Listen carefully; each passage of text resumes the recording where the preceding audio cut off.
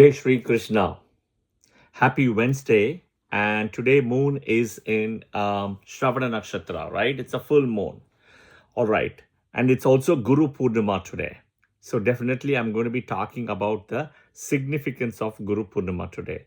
And of course, happy Guru Purnima to all of you, wherever you are listening this video as well. Yeah. Happy Guru Purnima. Do, of course, take this opportunity to thank your teachers, professors, and everybody and anybody who's taught you in your life as well. All right? Okay. So, what's the significance of Guru Purnima from our books? The first book, or probably you want to look at some of the books, is Bhagavad Purana, right, and Skanda Purana. Okay, the Bhagavad Purana and Skanda Purana mentions about the Guru Purnima, kind of completely connected, associated with Vyasa Purnima. Okay, so if you listen to Vishnu Sahasranama, right, there is the shloka which comes Vyasaya Vishnu Rupaya Vyasa Rupaya Vishnave. So the shloka comes, right?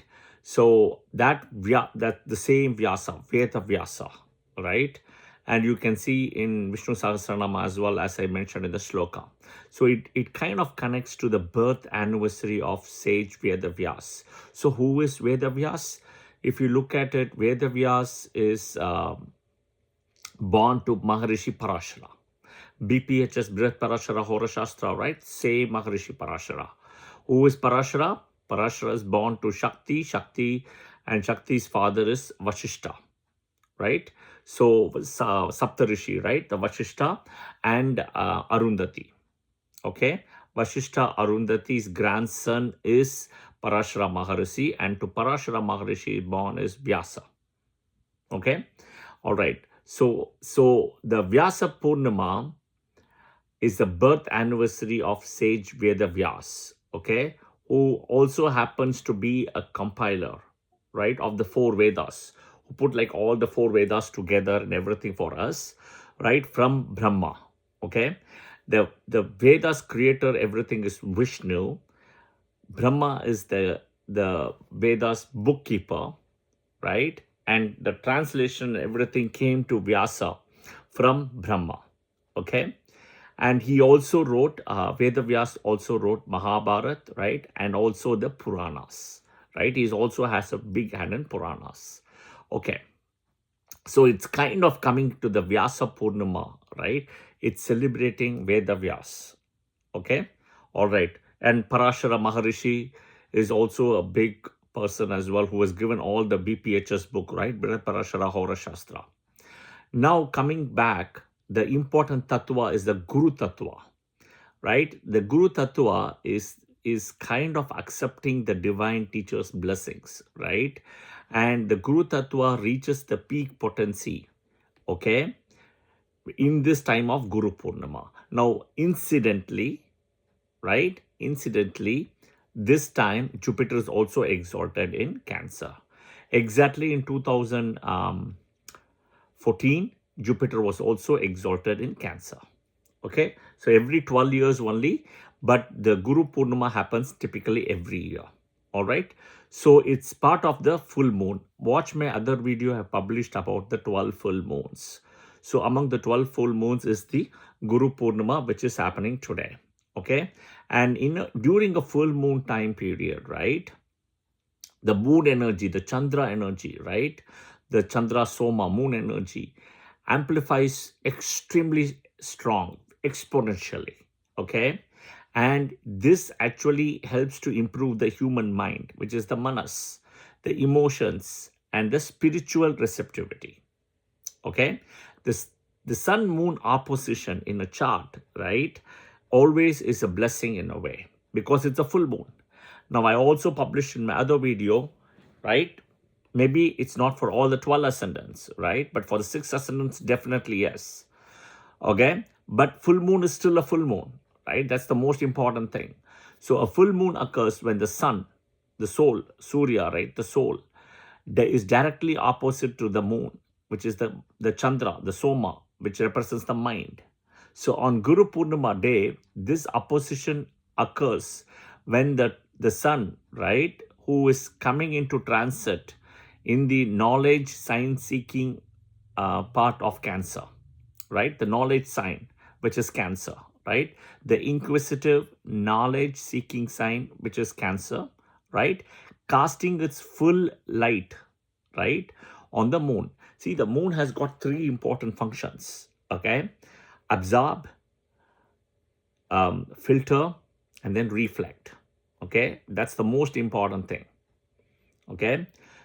Technically speaking, the moon was, or moon by birth is a benefic, but then because of the curse, right, lost the light, okay, then got back the light because of Shiva and Vishnu, okay. So technically speaking, the moon doesn't have a certain light on its own. Even though it's a benefic, it's got an inherent light. The inherent light becomes more like a filter, okay, filter and then reflection, both. So now the absorption is pretty much dependent on the sun now, okay. So it kind of reflects the sun's energy. That's why if you see in a daytime, sun is dominant outside, and then in the nighttime, moon is dominant, okay.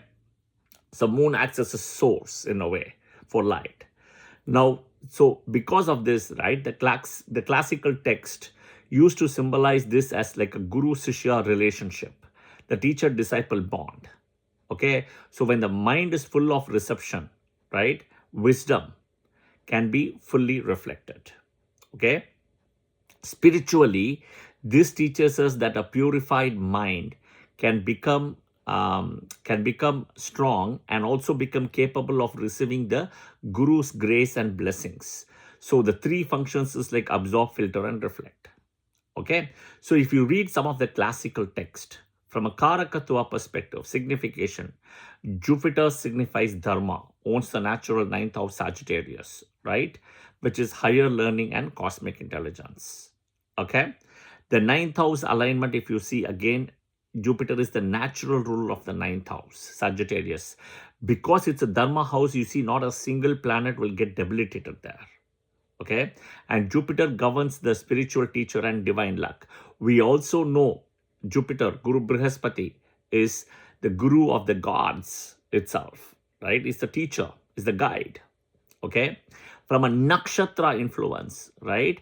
This full moon heavily kind of activates constellations, right? Shravana, which is a moon nakshatra, okay, which symbolizes the capacity to listen and absorb sacred text, okay, or Uttarashada nakshatra, ruled by the sun nakshatra, moon nakshatra, symbolizing the leadership, integrity, and dharma, okay, and dharma. So the sun nakshatra, moon nakshatra importantly plays a part. Many people, put sun in Gemini and moon in Sagittarius, right, as a full moon for the Guru Purnima. It can happen because there is a Uttarashada Nakshatra connection there. That is the reason it's happening. But technically, the Guru Purnima is associated with sun in Cancer and moon in Capricorn, right? It can come in Shravana Nakshatra or Uttarashada Nakshatra. Okay, so it is interesting, right? It is interesting. Today, as I am speaking, for me, it is Shravana running at peak. But still in India, I would say Uttarashada has just finished and Shravana has just started, right? For the day, at the sunrise day on July 29th, Wednesday, it was Uttarashada Nakshatra for people in India. But for Wednesday, July 29th, it was Shravana Nakshatra for people in the US. So it's kind of interesting that way. Yeah. So this is the importance, this is the significance of Guru Purnima. Okay. All right. So always think about your gurus, your teacher, thank them, whatever it is, right? It's a good way of getting the blessing. I hope this video was helpful, guys. If you like it, press the like button, share it with your friends and family. Do share your comments as well, right? And of course, do follow the channel as well. Om Vyasaya Namaha, Om Maharishi Parasharaya Namaha, Om Guru Brihaspatiye Namaha, Om Guru Shukraya Namaha, Om Vashishtaya Namaha, Om Arundhatiye Namaha.